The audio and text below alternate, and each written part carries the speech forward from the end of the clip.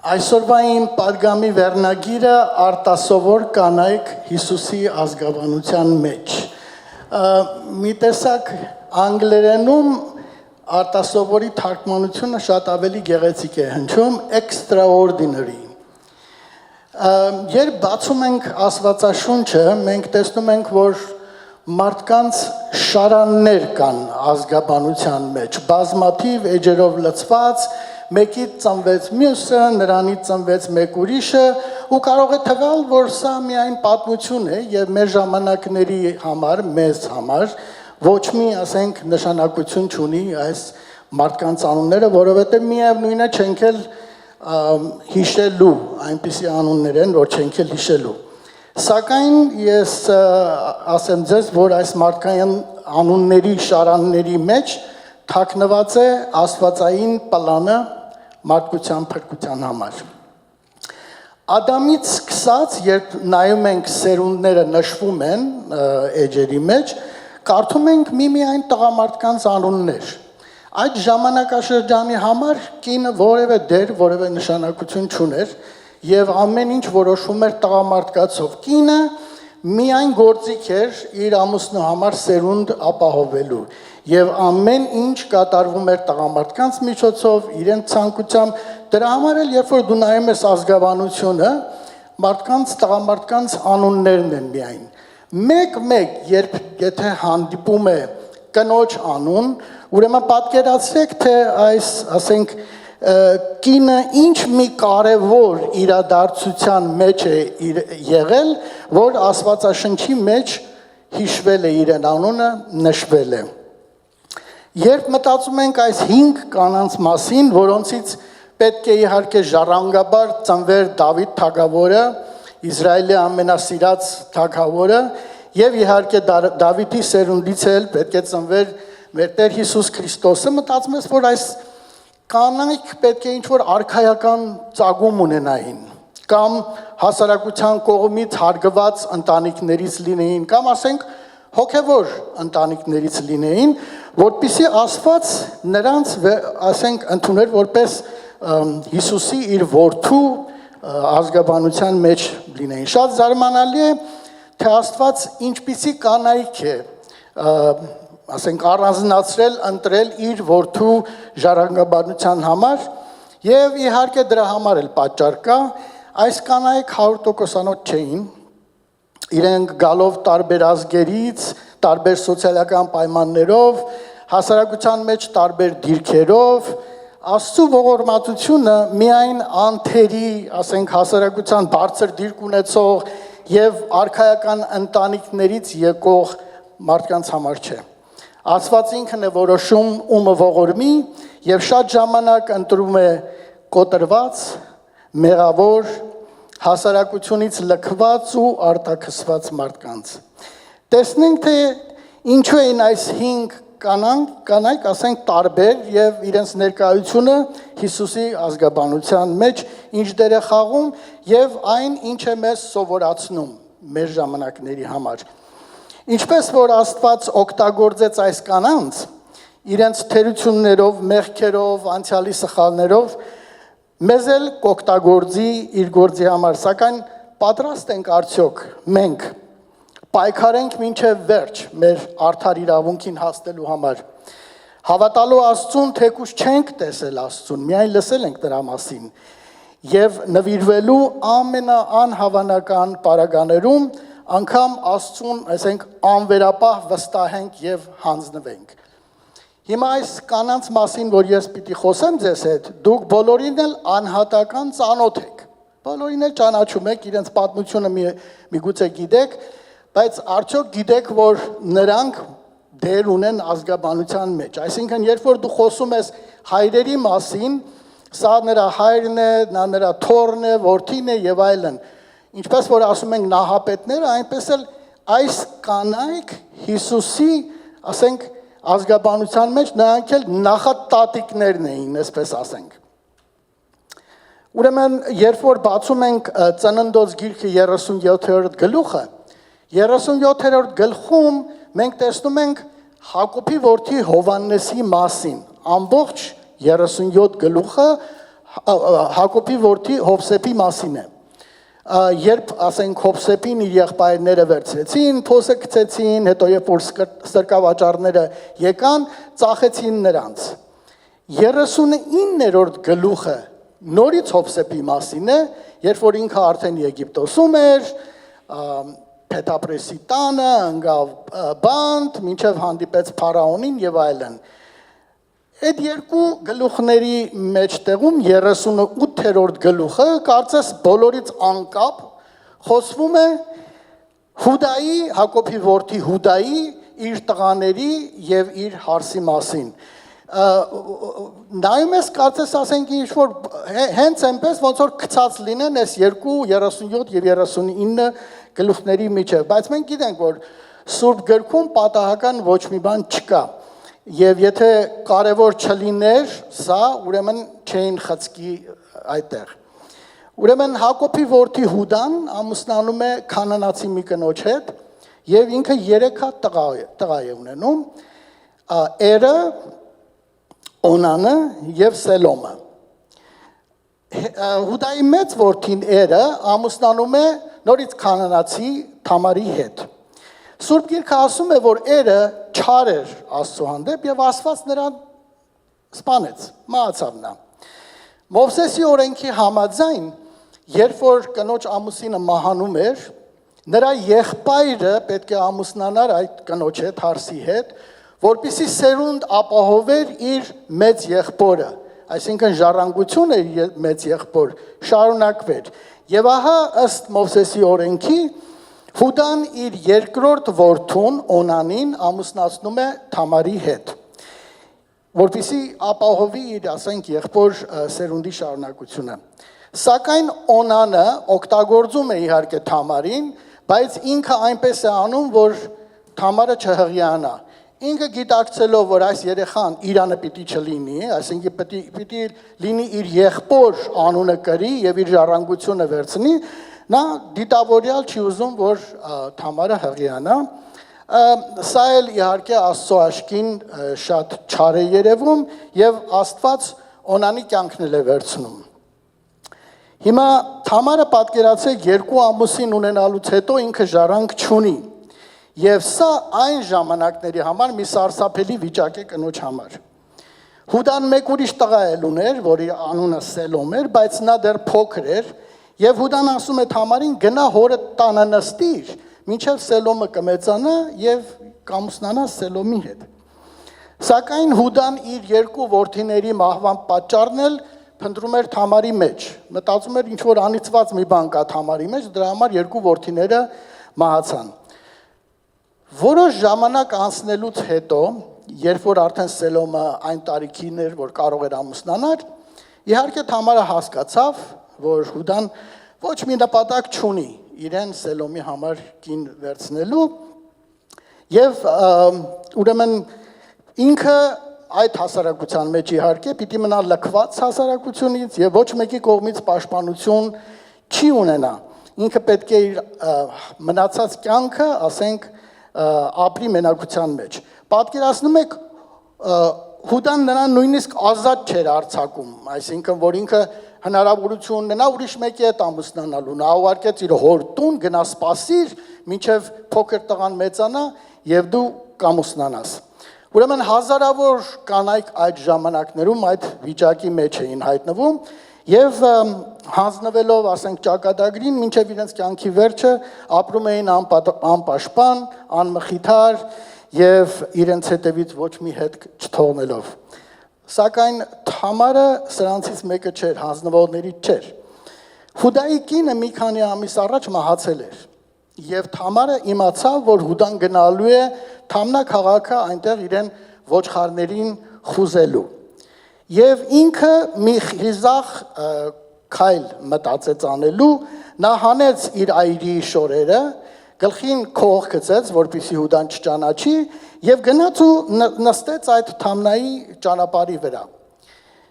սպասելով Հուդային։ Հուդան, երբ որ անցնում էր այդ ճանապարհով, տեսավ կնոջը եւ կարծելով, որ այս կինը մարմնավաճառ է, եկավ ու սկսեց սակարկել այս կնոջ հետ, առաջարկեց մեկ ուլ, որ պարկի իրեն հետ։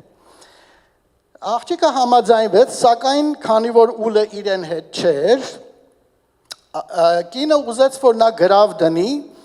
իր գավազանը, իր ժապավենը եւ իր կնիքը։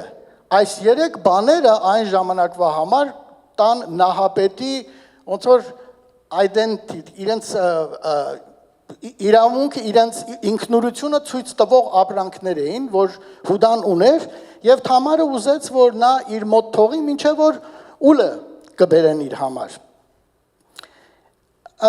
Այդպես էլ եղավ, Հուդան գրավ դրեց եւ գործողություն անելուց հետո կինը գնաց տուն, հագավ նորից իր այրի զգեստները եւ մնաց։ Ուրեմն այդ ժամանակ Հուդան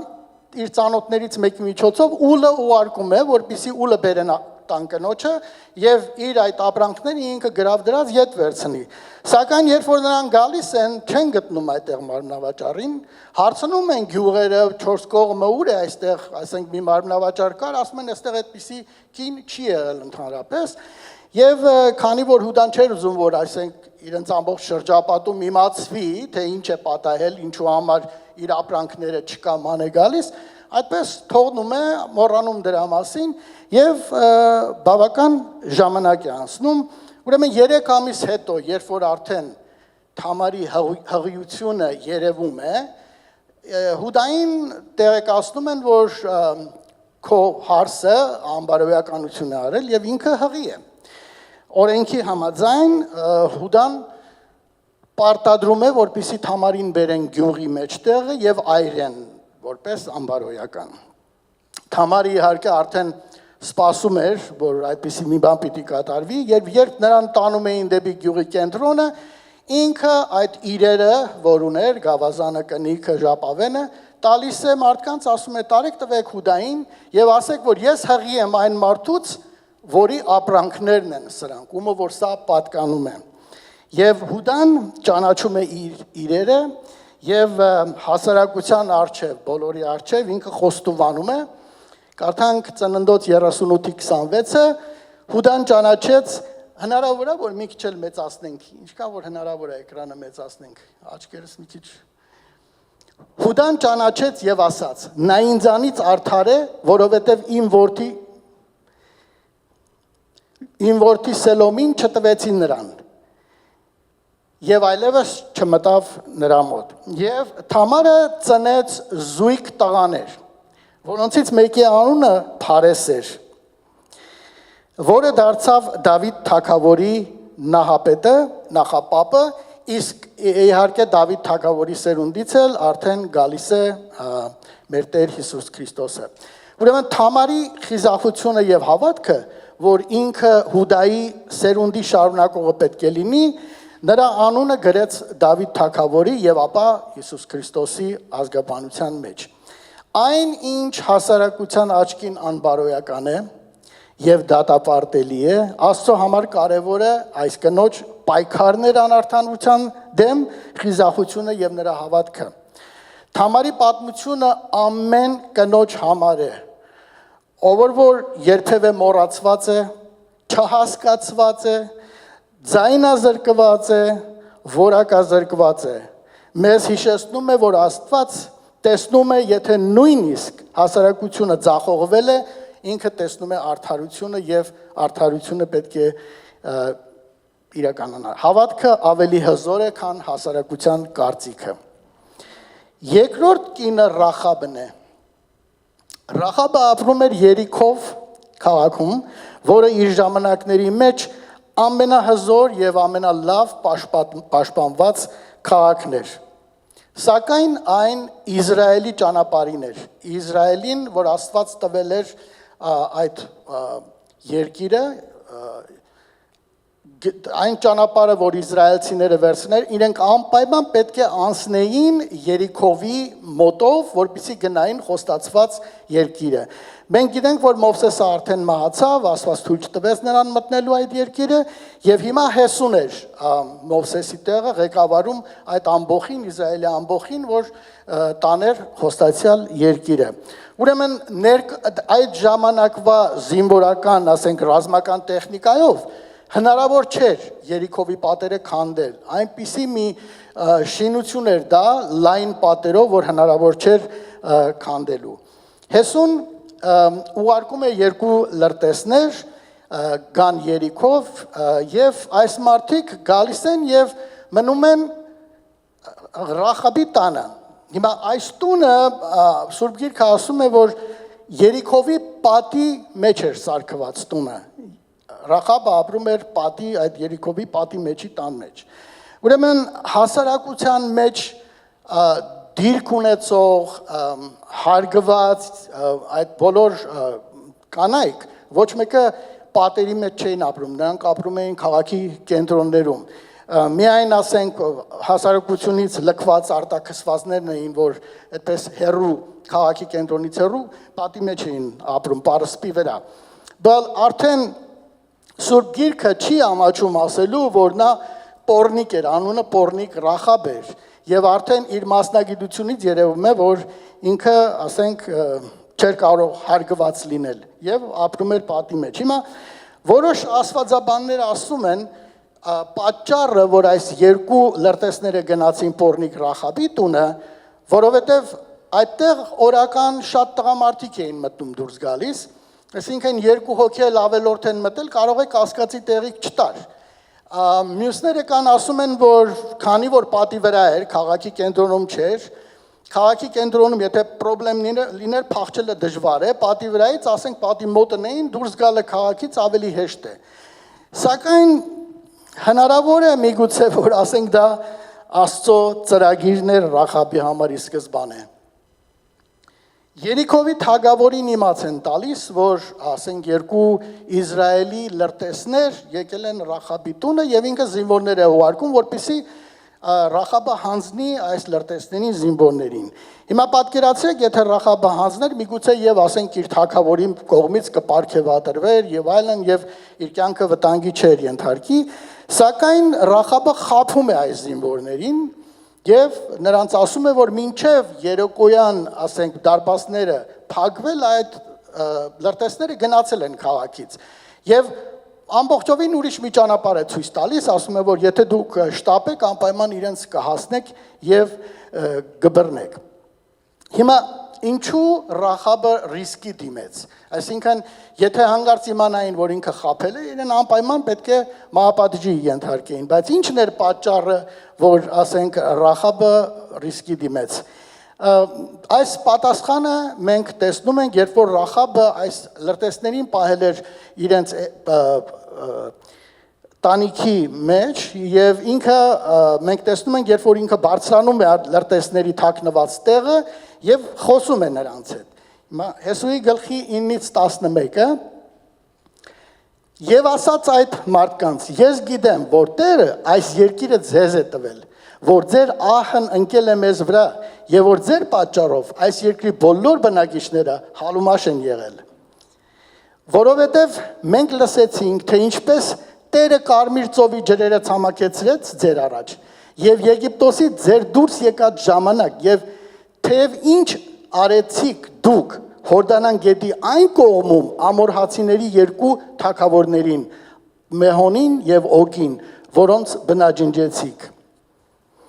Մենք այդ լսեցինք եւ մեր սրտերը վախից հալվեցին եւ ոչ մեկիս մեջ համարձակություն չի մնացել ձեր պատճառով, որովհետեւ ձեր Տեր Աստվածն Աստված է վերևում, երկնքում եւ ներքևում երկրի վրա։ Դուք նայեք, այս կանանացի կինը, որ իր ամբողջ կյանքը ինքը կուրքերի է պաշտել, միայն լսել է Իսրայելի Աստծո մասին, նա չի տեսել, ոչ մի հրաշագործություն չի տեսել, բայց տեսեք ինչ է ասում, որ ձեր Տեր Աստվածն է վերևում երկնքում եւ ներքևում երկրի վրա։ Նա գտնում է, որ Իսրայելի Աստվածը կենթանի Աստված է, ոչ թե այն բոլոր աստվածների նման, որ մարդիկ իրենց ձեռքով են շինել եւ պաշտում դրանց։ Իսրայելացիները այդ ամբողջ ճանապարհը 40 օրվա ճանապարհը 40 տարի անցան, ամեն քայլափոխին տեսան Աստծո հրաշագործությունները, բայց իրաչափ հավատք չունեին։ Շատերը շատ դեպքերում կասկածում էին իրենց կենթանի Աստծո վրա։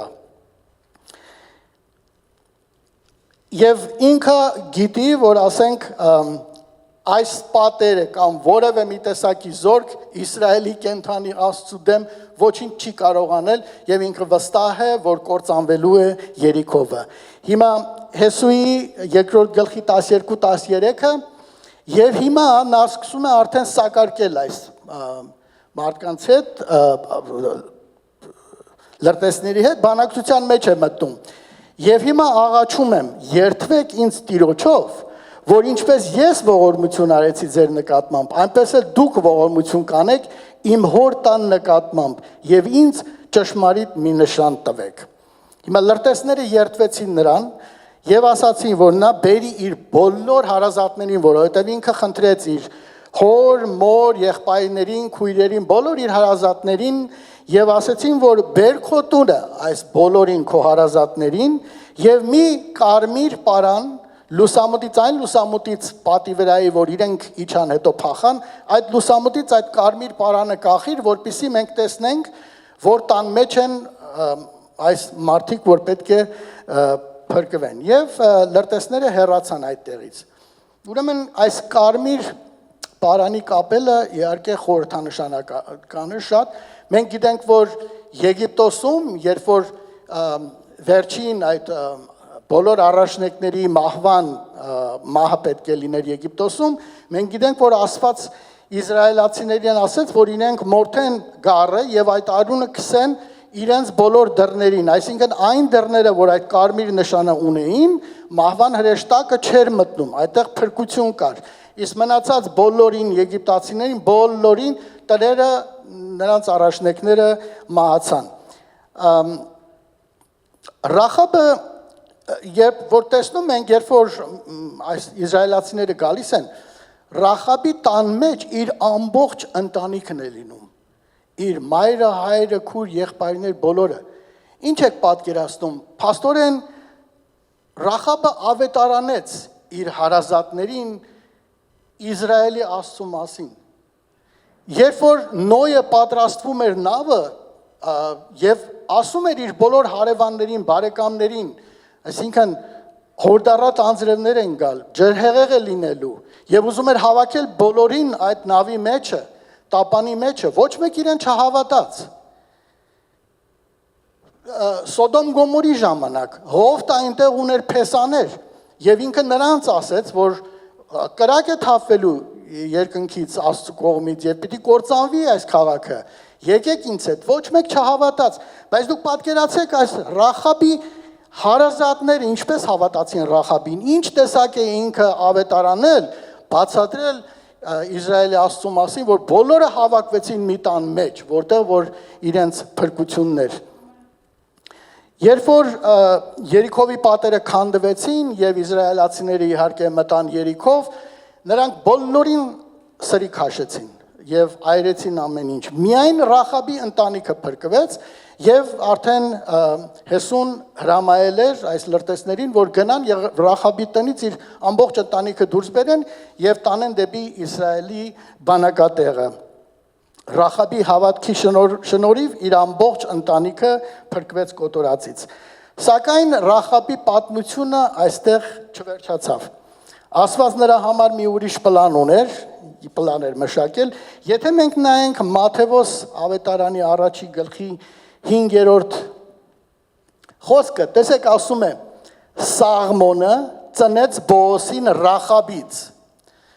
Սաղմոնը այդ լրտեսներից մեկն էր։ Երբ որ Ռախաբը դարձավ իսրայելացի, իրենց մեջ ապրեց, նվիրվեց Իսրայելին, ինքը ամուսնանում է Սաղմոնի հետ։ Եվ Սաղմոնի ծնեց Բոոսին, սա նույն Բոոսն է, որ ամուսնանում է Հռութի հետ հետո։ Բոոսը ծնեց Օվբեդին, մենք գիտենք, որ Օվբեդն էլ Դավիթ թագավորի պապիկն էր, եւ ծնվում է Հռութից, Օվբեդը ծնեց Հեսեին, Հեսեն Դավիթ թագավորի հայրն էր։ Ռախաբը արդեն գնում է Դավիթ թագավորի ժառանգաբանության մեջ, որից արդեն գալիս է մեր Տեր Հիսուս Քրիստոսը Դավիթ թագավորից։ Աստծո գործերը անքննելի են, նա ընտրեց այս կանանացի պոռնիկ մի կնոջ, որի ժառանգաբանությունից ծնվեց Դավիթ թագավորը եւ ապա Հիսուս Քրիստոսը։ Աստված հաշվի չառավ ոչ իր ազգությունը, ոչ իր կռապաշտ լինելը, ոչ էլ իր մասնագիտությունը, որը բոլոր հասարակարգերում էլ ամենացածր մասնագիտությունն էր։ Աստված տեսավ նրա մեջ հավատք իր հանդեպ եւ որ հերոսաբար, այսինքն վտանգի դնելով իր կյանքը, ինքը իր հարազատներին փրկեց կործանումից։ Երրորդ կինը Հռութն է։ Դատավորների կառավարության ժամանակ մենք գիտենք, որ իսրայելացիները շատ մեղքեր գործեցին, ամեն մարդ, Սուրբ Գիրքն ասում է, ամեն մարդ անում էր այն, ինչ ինքը մտածում էր, որ ճիշտ է։ Եվ Աստված թույլ տվեց, որ Իսրայելի մեջ սով լինի։ Պատկերացրու նույնիսկ Բեթլեհեմ քաղաքը, որը կոչվում է հացի տուն, մինչև անգամ այնտեղ սով եղավ, եւ այստեղից Հուդայի ցեղից Ելիմելեկ անունով մեկը իր կին Նոեմի եւ երկու որդիների հետ թողնում է Բեթլեհեմը եւ գնում է Մովաբի երկիր ապրելու։ Մովաբացիները մենք գիտենք, որ Ղովտի սերունդներն են, նրա հետևորդներն են, իր մեծ աղջկանից ծնված եւ նրանք միշտ հակամարտության մեջ են եղել իսրայելացիների հետ։ Որոշ ժամանակ հետո Ելիմելեքն էլ է մահանում եւ Նոեմին ամուսնացնում է իր երկու տղաներին երկու մովաբացիների հետ։ Մեկի անունը Հռութ, մյուսը Օրփա։ Սակայն 10 տարի այնտեղ ապրելուց հետո ոչ մեկն էլ ժառանգ չի ունենում եւ Նոեմի երկու տղաներն էլ են մահանում, թողնելով իրենց մորը եւ երկու կանանց շատ անմխիթար վիճակի մեջ։ Նոեմին որոշում է վերադառնալ իր երկիրը, արդեն լսելով, որ Աստված հաց է տվել Իսրայելին, ուզում է վերադառնալ, հույս ունենալով, որ ասենք իր բարեկամներից մեկը, Մովսեսի օրենքով այդպես էր, բարեկամները պետք է անպայման ձեռք մեկնեին այրի կնոջը, եւ ինքը մտածում էր, որ այնտեղ մի բարեկամ կգտնի, որը իրեն կօգնի ապրելու։ Սակայն նա մտածում էր, որ իր երկու հարսների համար ավելի ճիշտ կլինի, եթե իրենք մնան իրենց հարազատների մոտ, իրենց տունը Մովաբում, որովհետև նրանց Իսրայելում չէին ընդունելու որպես մարդ։ Նոեմին սիրում էր իր հարսներին եւ վստահ լինելով, որ Բեթլեհեմում այս օտարերկրացի կանայք հասարակության կողմից չեն ընդունվելու, ավելի հարմար էր գտնում, որ նրանք մնային իրենց հորտանը հարազատների մեջ եւ միգուցե եւ կամուսնանային իրենց հորտնից ու ասենք ժառանգություն կունենային։ Հռութի առաջի գլխի 8-ից 9 Նոեմին իր երկու հարսներին ասաց. գնացեք եւ ձեզանից ամեն մեկը թող վերադառնա իր մոր տունը։ Տերը թող ձեզ ողորմություն անի, ինչպես որ դուք եք արել այն մեռածներին եւ ինձ։ Տերը տա ձեզ, որ ամեն մեկը հանգստություն գտնի իր մարդու տանը։ Համբուրեց նրանց եւ նրանք իրենց ձայնը բարձրացնելով լաց եղան։ Ուրեմն երկուսն էլ, Օրփան էլ, Հռութն էլ, երկուսն էլ չեն ուզում բաժանվեն, լաց են լինում, սակայն վերջում Օրփան համաձայնվում է վերադառնալ իր հորտունը, սակայն Հռութը ոչ մի ձևով չի ուզում գնալ եւ ահա Հռութի խոսքերը առաջի գլուխ 16-17 եւ Հռութն ասաց. ինձ մի ստիպիր, որ քեզ թողնեմ եւ քեզանից ետ վերադառնամ, որովհետև ուր որ գնաս գնալու եմ, ուր որ մնաս մնալու եմ, քո ժողովուրդը իմ ժողովուրդն է եւ քո Աստվածն իմ Աստվածն է, որտեղ որ մեռնես, ես էլ կմեռնեմ եւ այնտեղ կթաղվեմ, Տերը թող ինձ այսպես ու այնպես ավելին անի, միայն մահը պիտի ինձ բաժանի քեզանից։ Ու դուք պատկերացնում եք ինչ է ասում, ուր գնաս ես քո հետ եմ լինելու, գալու եմ, քո ժողովուրդը իմ ժողովուրդն է եւ քո Աստվածը իմ Աստվածն է։ Ինքը իրեն ձուլում է Իսրայելի ժողովրդի հետ, ընդունում է Իսրայելի Աստվածը։ Հռութը Մովաբում իհարկե ինքը կռապաշտ էր եւ ինքը Մովաբի Քեմոշ Աստծու չաստված ասենք տաճարում ինքը ծառայող էր, մինչև ամուսնանալը Հռութի տղաների հետ։ Եվ Նոեմին եւ Հռութը գալիս են Բեթլեհեմ, ամբողջ քաղաքը տակնի վրա է լինում, երբ որ տեսնում են Հռութին եկավ Բեթլեհեմ։ Եվ բոլոր կանայք ուրախանում են եւ բացականչում են, սա է Նոեմին։ Նոեմին ասում է Հռութի գլուխ 20-21, եւ նա ասաց նրանց. ինձ Նոեմի մի կոչեք, ինձ Մարա կոչեք, որովհետեւ ամենակարողը դառնությամբ լցրեց ինձ։ Եբրայերեն Նոեմին նշանակում է հաճելի, իսկ Մարա նշանակում է դառը։ Եվ այն ժամանակ, որ իրենք գնացին Բեթլեհեմ, հունցքի, գարու հունցքի սկիզբն էր։ Եվ Հռութը անմիջապես գնում է դաշտերը, որպեսզի ասենք հնձվորների հետևից հասք հավաքի։ Ուրեմն Մովսեսի օրենքով այն ժամանակ հավաքողները, այսինքն տերերը արտի, իրավունք չունեին ամբողջ արտը հավաքելու, անկյունները պետք է թողնեին եւ իրենց հետևից էլ ինչ հասք հացահատիկ որ մնացել էր, իրենք պետք է թողնեին այրիների, օտարների եւ ասենք աղքատների համար։ Եվ ինքը շատ իհարկե դժվար գործ էր, բայց մեծ ուրախությամբ Հռութը գնում է այս գործը կատարելու, որով ինքը կարողանում է ապահովել իր եւ իր սկեսրոջ, ասենք Նոեմի համար ուտելիքով։ Ուրեմն այս արտը, որ Հռութն էր գնում, պատկանում էր Բոոսին, ինչպես ասեցինք, Ռախաբի որդի Բոոսին։ Այս Բոոսը մի հարուստ մարդ էր եւ ինքը շատ պատվավոր մեկն էր, ինքն էլ Ելիմելեքի ազգականներից էր։ Երբ Բոոսը լսում է Հռութի պատմությունը, թե ինչպես է լքել իր երկիրը, ասենք նվիրվել է իր սկեսրոջը եւ նրան խնամելու համար, ուրեմն ընդունել է Իսրայելի Աստծուն եւ եկել է Իսրայել, նա հրամայում է իր աշխատողներին, որ բարյացակամ վերաբերվեն Հռութի հանդեպ։ Իրենք ուրեմն արտերում բերում էին ջուր էին պահում, որ ասենք աշխատողները խմեն։ Այս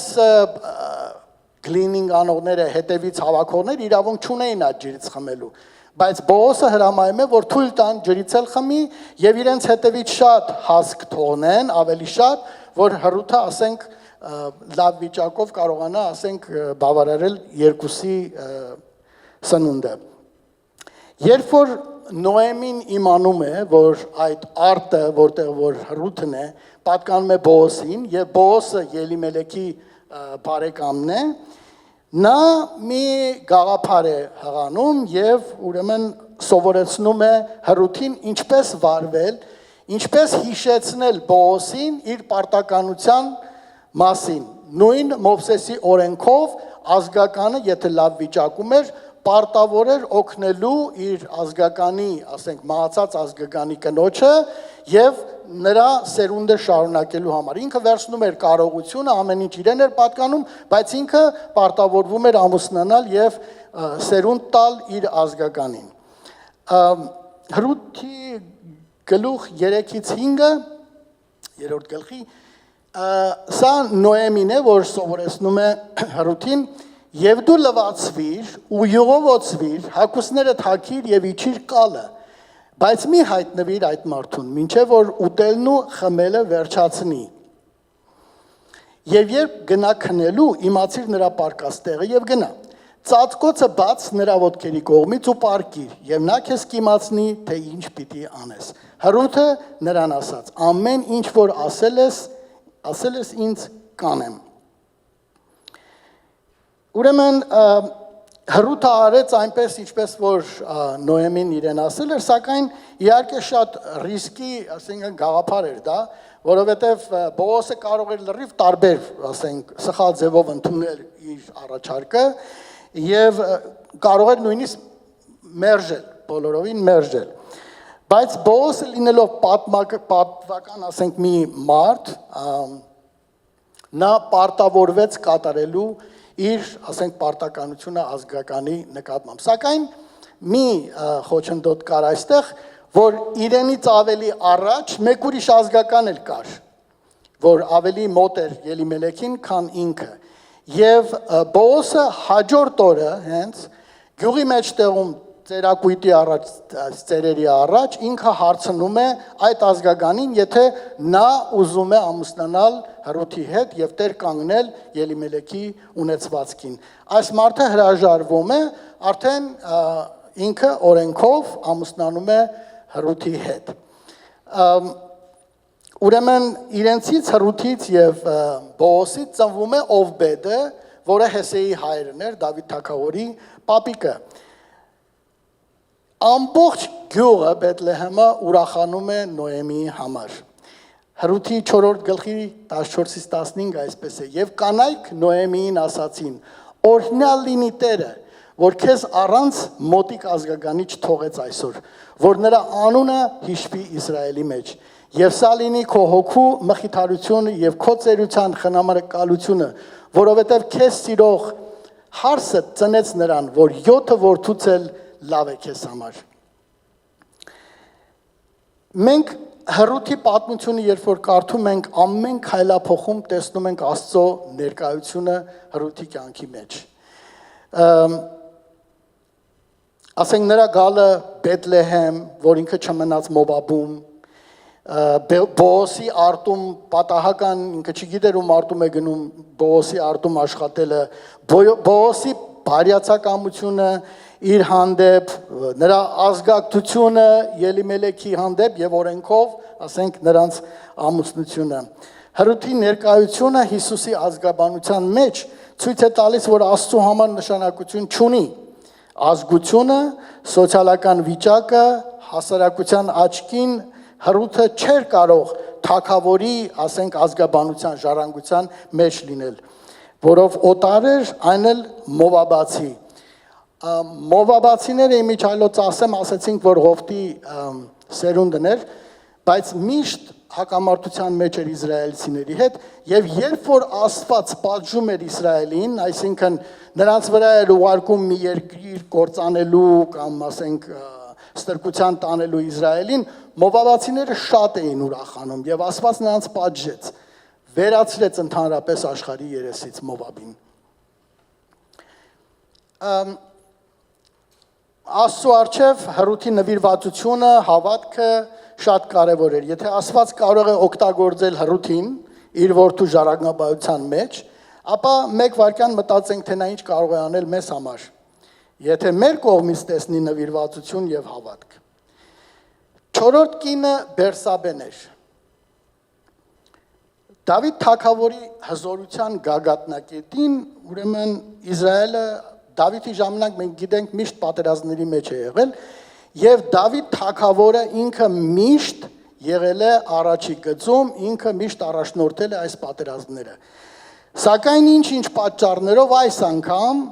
իր հրամանատարը Հովաբն էր պատերազմում եւ ինքը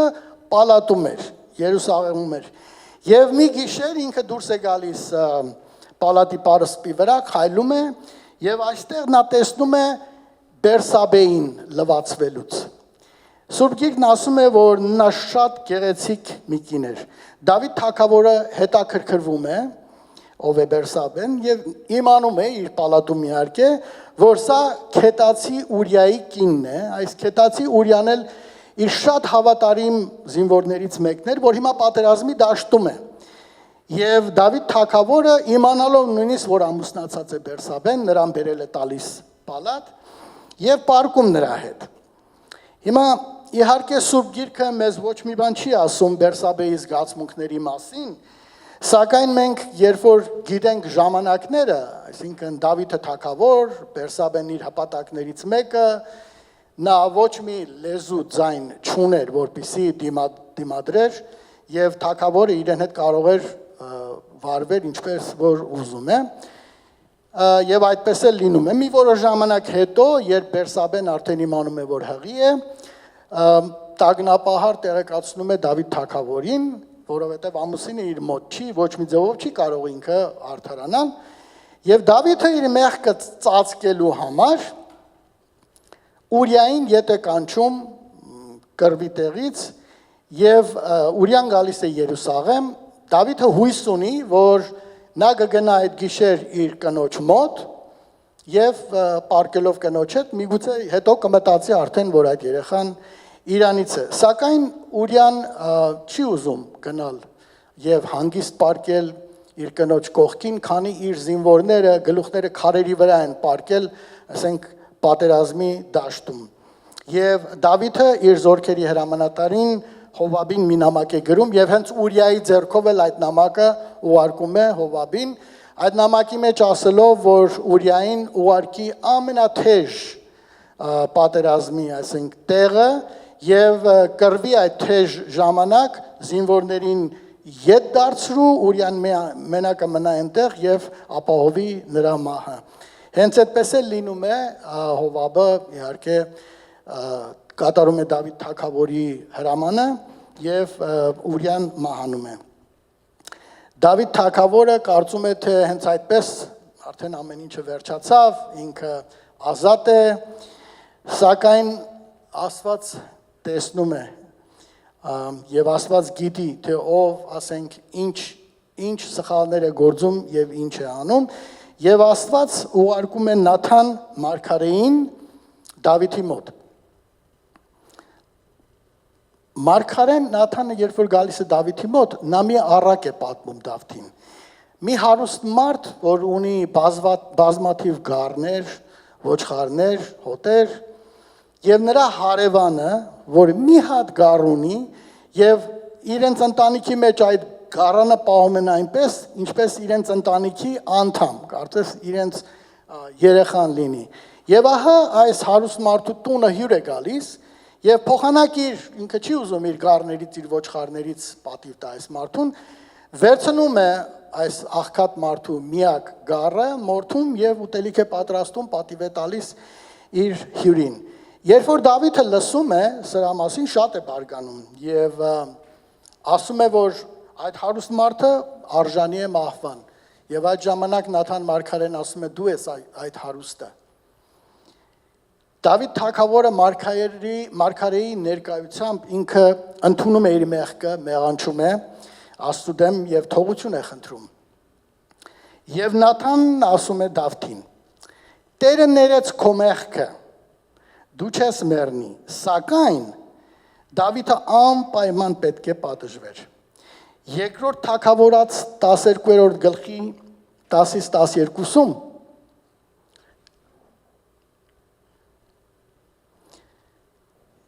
Եվ ահա սուրը Հավիտյան չի հեռանա քո տանից, քանի որ անարգեցիր ինձ եւ քետացի Ուրիայի կրոջն ասաց, որ քեզ համար կին լինի։ Կնոջն առար, որ քեզ համար կին լինի։ Միայն 10-ն է, 11, 12 չկա։ Okay։ Եվ այստեղ նաեւ Նաթան մարգարեն ասում է Դավթին, որ դու ծածուկ արեցիր, ինչ որ արեցիր, այսինքն Ուրիայի կնոջը վերցրեցիր քո մոտ, բայց ես այնպես պիտի անեմ, որ քո կանանց, քո հարազատներից մեկը արեգակի տակ, ասենք պիտի ցույց տա ամբողջ աշխարհին, պիտի պարկի քո կանանց հետ եւ արեգակի տակ պիտի ցույց տա ամբողջ աշխարհին։ Եվ եթե հիշում եք Ապիսողոմը, երբ որ իր հոր դեմ ապստամբեց, երբ որ նա գալիս էր Իսրայել, Դավիթ թագավորը փախավ Երուսաղեմից։ Եվ իր հետ վերցրեց նա իր կանանց, բայց շատ կին ուներ, իհարկե 10 հարճերի ինքը թողեց, որ մնան պալատում։ Եվ երբ որ Ապիսողոմը եկավ, այդ 10 հարճերին պալատի վերևում, այսինքն տանիքի վրա վրաններ խփեց, եւ այդ հարճերին այնտեղ ինքը ամեն գիշեր մեկի հետ մնաց։ Ցույց տալով ինքը անպատվելով իր հորը, ցույց տալով ամբողջ Իսրայելին, որ ինքը ասենք թագավոր է եւ ինքը երբեք ասենք հորը հետ չի բերելու եւ սրանով ինչ որ ասել էր մարգարեն դա կատարվեց նույնն էլ սուրը երբեք չհեռացավ Դավիթ թագավորի ընտանիքից երկրորդ թագավորաց 12-ի 14-ում բայց որովհետեւ այդ արարքով տիրոջ թշնամիների առիթ տվեցիր տիրոջը հայոյելու ապա այն որդին որ պիտի ծնվի քեզ համար մեռնելու է Ուրեմն Դավիթ թագավորը իհարկե այդ Ուրիայի մահվան այդ ժամանակը սուքի ժամանակը անցնելուց հետո Բերսաբեին բերում է պալատ եւ ամուսնանում է նրա հետ եւ ծնվեց Դավիթ թագավորի եւ Բերսաբեի երեխան տղա երեխա էր բայց նա հիվանդացավ Դավիթը 7 օր գետնի վրա պարկած ոչ ուտում էր, ոչ խմում, միայն աղոթում էր, խնդրում էր Աստծուն, որպեսզի երեխայի կյանքը փրկի, բայց միևնույն է այս փոքրիկը մահացավ։ Հիմա Սուրբ Գիրքը մեզ ասում է, որ Դավիթը մտավ Բերսաբեի մոտ, մխիթարեց նրան եւ Բերսաբեն երկրորդ տղան ունեցավ։ Նրա անունը դրեցին Սողոմոն։ Ուրեմն հիբրու եբրայերեն Սողոմոնը Շոլոմո է, որ նշանակում է խաղաղություն։ Աստված սիրեց Սողոմոնին եւ նա դարձավ թագավոր Դավթից հետո ու կառուցեց Աստծո տաճարը Երուսաղեմում։ Հիմա Բերսաբեի կյանքը մենք տեսնում ենք, որ շատ ցավալի սկիզբ ուներ։ Ամուսնու մահը, երեխայի կորուստը, սակայն Աստված պլանավորել էր նրա օրհնությունը։ Բերսաբեն մեծ դեր խաղաց, որպեսզի Սողոմոնը թագավոր դառնա։ Երբ որ Դավիթ թագավորը մահվան մահճում էր, ինքը արդեն մահանալու էր, իր մեծ որդին Ադոնյան արդեն կազմակերպել էր, իրեն թագավոր էր հռչակել եւ իր հավաքել էր, ասենք, իր համախոհներին եւ արդեն խնջույք էին անում, որ ինքը թագավոր է, եւ այդ ժամանակ մեծ խիզախություն էր, թեկուզ թագուհի, որ մտնի թագավորի մոտ առանց թագավորի կանչելու, մտավ նրա ննջարանը եւ Նաթան մարգարեի իհարկե օգնությամբ Դավիթ թագավորին ասեց, որ նա խոստացել է, որ Սողոմոնը պետք է իրենից հետո թագավոր դառնա, այնինչ Ադոնյան արդեն առանց քո տեղեկության իրեն թագավոր է հռչակել եւ Դավիթ թագավորը տեսավ, որ անմիջապես ինքը ինչ որ գործողություն պետք է անի, մի բան պետք է ձեռնարկի եւ ինքը Սողոմոնին անմիջապես հռչակեց թագավոր իր խոստման համաձայն։ Ուրեմն այստեղ շատ մեծ դեր ունեցավ Բերսաբեն Սողոմոնի թագավոր դառնալու եւ բացի դրանից, երբ որ Սողոմոնը թագավոր դարձավ, Սողոմոնը մի գահել շինեց իր կողքին, իր մայրն էր նստում այնտեղ եւ նրան շատ ժամանակ, ասենք, խորհուրդներ էր տալիս։ Ուրեմն սկանդալային սկզբից մինչև Սողոմոնի ծնունդը, որ, ասենք, շարունակվեց Դավիթի սերունդը եւ Սողոմոնի սերունդից էլ արդեն գալիս է մեր Տեր Հիսուս Քրիստոսի ծնունդը։ 5-րդ կինը իհարկե Հիսուսի մայրն է, Մարիամը։ Իհարկե, ասենք, Մարիամի պատմությունը չի սկսվում սկանդալներով եւ ինչպես ասենք մյուսներին, բայց եկեք չմտածենք, որ շատ հեշտ էր Մարիամի համար։ Մարիամը մի կույս նշանված աղջիկ էր Նազարեթ քաղաքից, քաղաքն էլ ինքը շատ փոքր աննշան ինչ որ մի քաղաք էր, որ ասենք ոչ մեկը չէր սպասում, որ այնտեղից մի նոր, մի լավ բան դուրս գա, որ ասենք ուր մնաց, որ աշխարհի փրկիչը ծնվեր։ Մարիամը մի անմեղ հավատացյալ կույս նշանված աղջիկ էր եւ ինքը նշանված էր մի պատվավոր երիտասարդի Հովսեփի հետ։ Կարծես նրա կյանքը արդեն հաստատված լիներ, այսինքն որոշված էր, ինքը նշանված էր, իր ընտանիքը պիտի կազմվեր, սակայն Աստծո պլանները բոլորովին ուրիշ էին Մարիամի համար։ Դրանք ամբողջովին փոխվեցին, երբ որ Մարիամը հանդիպեց հրեշտակի հետ։ Ղուկաս առաջի գլխի 28-ը հրեշտակը նրա մոտ գալով ասաց. «Ուրախացիր, ով շնորհընկալ, Տերը քեզ հետ է»։ Մարիամը շփոթվեց, թե այս ողջությունը ինչ է, այսինքն ինքը ինչպես կարող էր շնորհընկալ եղնել Աստծո կողմից, որտեղ ինքը ոչնչություն էր իր կարծիքով։ Եվ հրեշտակը այստեղ բացատրեց առաջի գլխի 30-34 Եվ հրեշտակը նրան ասաց. «Մի վախեցիր Մարիամ, որովհետև Աստծուց շնորհ ստացար։ Ահա կհղիանաս, որդի կծնես եւ նրա անունը Հիսուս կդնես։ Նա մեծ կլինի ու բարձրյալի որդի կկոչվի, եւ Տեր Աստված նրան կտա Դավթի նրա հոր Աթոռը, եւ նա կթագավորի Հակոբի տան վրա հավիտյան, եւ նրա թագավորությունը վերջ չի լինի»։ Մարիամը հրեշտակին ասաց. «Այդ ինչպես կլինի, չէ՞ որ ես դեռ տղամարդ չեմ ճանաչում»։ Նայեք, երբ որ Աստված հրեշտակները եկան եւ Աբրահամին եւ Սարային ասեցին, որ պիտի երեխա ունենա, նրանք չհավատացին, երկուսն էլ չհավատացին։ Բայց Մարիամը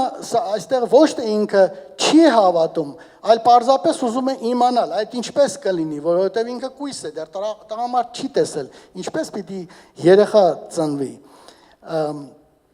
Եվ հրեշտակը ասաց, որ Սուրբ Հոգին կգա նրա վրա, եւ բարձրալի զորությունը Հովանի կլինի, դրա համար էլ քեզանից ծնվածը սուրբ է լինելու։ Ղուկաս առաջի գլխի 38-ում հրեշտակն ասում, Մարիամն էլ ասաց, ահա Տիրոջ աղախինն եմ, թող քո ասացի համաձայն լինի ինձ, եւ հրեշտակը հեռացավ նրա մոտից։ Այդ րոպեից արդեն Մարիամը գիտեր, որ իր կյանքը չի կարող մնալ նույնը։ Մարիամի համար Աստծուն այո ասելը այնքան էլ հեշտ բան չէր։ Այդ ժամանակների մեջ պատկերացրեք չամուսնացած մեկը, եթե հղիանար ու երեխա ունենար, դա արդեն մահապատժի կենթարկվեր, այն էլ քարկոծվելով։ Մարիամը հավատաց Աստծուն եւ վստահեց, որ իրեն պահապան կլինի։ Երբ նշանածը Հովսեփը իմացավ աղիության մասին, նա ուզում էր Մարիամին թողնել, եւ այդ նույն գիշերը հրեշտակը մոտեցավ Հովսեփին եւ նրան բացատրեց Գաբրիել հրեշտակապետը, որ ինչպես է Մարիամի հղիությունը, որ այն Սուրբ Հոգուց է։ Եվ իհարկե Հովսեփը ամուսնացավ Մարիամի հետ։ Այս հրեշտակապետը Մարիամին ասեց նաև, որ իր ազգականը Եղիսաբեթը 6 ամսական հղի է։ Ուրեմն Եղիսաբեթը եւ Զաքարյան տարիքով էին արդեն եւ իրենց պատկերացումով անհնարին էր, որ նրանք երեխա ունենային եւ իհարկե Սուրբ Հոգու միջոցով Եղիսաբեթը նույնպես հղիացել էր 6 ամիս առաջ եւ սա հայտնվեց Մարիամին եւ նրանց որդին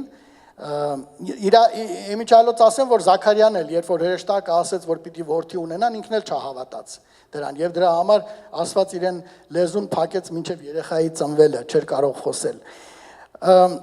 Իրենց որդին դա Հովանես Մկրտիչն էր, որը Հիսուսի գալուստը հայտարարողն էր։ Մի քանի օրից Մարիամը այցելեց Եղիսաբեթին, որը ապրում էր Լեռնային Հուդայի մի փոքրիկ քաղաքում։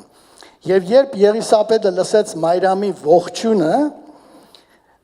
երեխան նրա որովայնում խաղաց, եւ Եղիսաբեթը Սուրբ Հոգով լցվեց։ Ղուկասի առաջի գլխի 42-44-ում մենք լսում ենք, տեսնում ենք, բարձրաձայն գոչեց եւ ասաց. Օրհնյալ ես դու կանանց մեջ եւ օրհնյալ է քո որովայնի պտուղը։ Սա Եղիսաբեթն է ասում Մարիամին։ Այս որտեղից էր, որ իմ տիրոջ մայրը ինձ մոտ եկավ, որովհետև երբ քո ողջունի ձայն իմ ականջներին հասավ, երեխան իմ որովայնում ցնտությունից խաղաց։ Մեկ անգամ եւս ապացուցում է, որ ասենք Մարիամը ինքը զգում է, որ ամբողջ այդ ամենը գալիս է Աստծուց իր ողորմությունից։ Եվ այստեղ էլ ծնվում է Մարիամի օրհներգությունը, որը մենք գիտենք այդ մագնիֆիկատը, որ ծնվում է, սա Մարիամի օրհներգությունն է Աստծուն։ Մարիամի հավատքը անընդհատ փորձությունների մեջ էր։ Հռոմի Օգոստոս կայսրը իր տիրապետության տակ եղած բոլոր ազգերի համար ստիպեց, որ մարդահամար ունենան, սակայն այս մարդահամարը այնպես էր, որ ամեն մեկը պետք է գնար, ասենք, իր ազգի կենտրոնը, այնտեղ պիտի մարդահամարը լիներ։ Եվ քանի որ Հովսեփը Մարիամը նրանք Հուդայի ցեղից էին եւ Դավիթ, ասենք, թագավորի ծննդավայրը Բեթլեհեմն էր, նրանք պետք է ճամփորդեին դեպի Բեթլեհեմ։ Սա Մարիամի արդեն վերջին ամիսներն էին հղիության եւ այս ճանապարհը շատ դժվար էր իրեն համար, բայց նրանք ստիպված պետք է գնային։ Երբ որ հասան Բեթլեհեմ, պատկերացրեք այնքան մարդ էր այդտեղ լցված, որ տեղ չկար հյուրանոցներում ապրել մնալու եւ նրանք մի հատ, ասենք, ախոր գտան եւ հենց այդ ախորում էլ մեր Տեր Հիսուս Քրիստոսն է ծնվում։ Եվ Մովսեսի օրենքի համաձայն Մարիամի այդ մաքրվելու օրերը, երբ որ վերջանում են, նրանք երեխային վերցնում են եւ գալիս են տաճար Երուսաղեմ, որպեսզի ներկայացնեն Աստծուն։ Մովսեսի օրենքով այդպես էր։ ամեն մի առաջնեք, որ արգանդ էր բացում, նրանք պետք է մոր մաքրվելուց հետո գային եւ ներկայացնեին Աստծուն, Աստծո տաճարի մեջ։ Ուրեմն այդ ժամանակներում Երուսաղեմում մի մարդ կար, անունը Սիմեոն։ Սա Սիմեոն ծերունին էր։ Նրան Սուրբ Հոգին ասել էր, հայտնել էր, որ մահ չի տեսնելու, մինչև Տիրոջ օծյալին չտեսնի։ Հոգով առաջնորդվելով Սիմեոն ծերունին տաճար եկավ այն ժամանակ, երբ Հիսուսին բերեցին տաճար։ Ղուկաս 2-րդ գլխի 28-32-ում ասում է. Սիմեոնը գիրկն առավ նրան, օրհնեց Աստծուն եւ ասաց. Հիմա ով Տեր, արձակիր քո ծառային, քո խոստման համաձայն խաղաղությամբ, որովհետև իմ աչքերը տեսան քո փրկությունը։ Ապա Սիմեոն ծերունին ասաց Մարիամին, Ղուկաս 2-րդ գլխի 35-ը,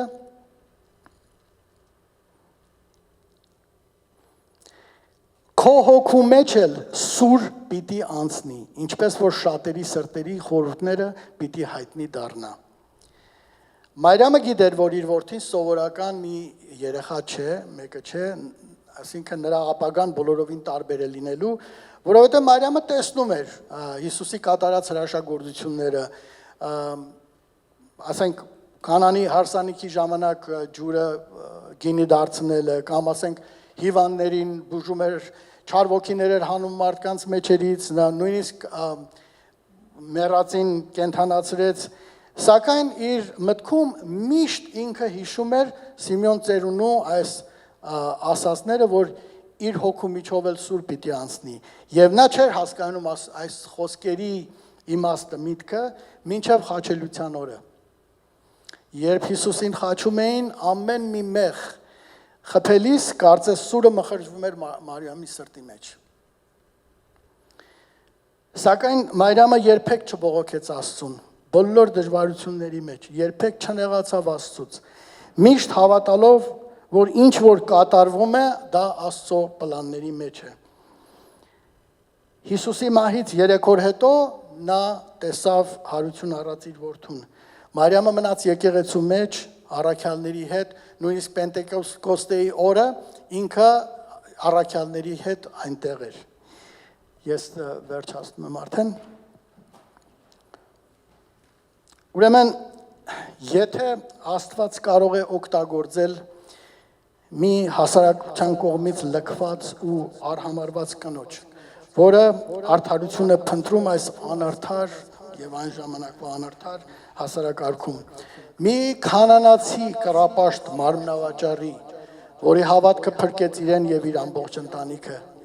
մի մովաբացի կնոջ, որի ցեղը միշտ հակամարտության մեջ էր Իսրայելի հետ, որը ցույց տվեց իր նվիրվածությունը իսրայելացի սկեսրոջը, ձուլվեց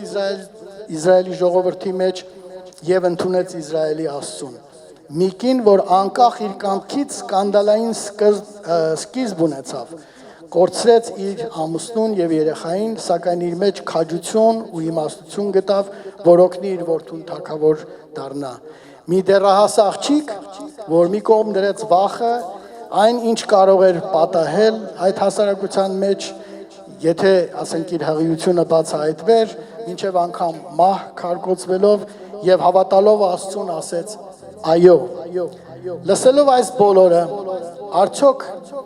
մեզ մի բան խանգարում է, կամ մեզ մի բան վախեցնում է,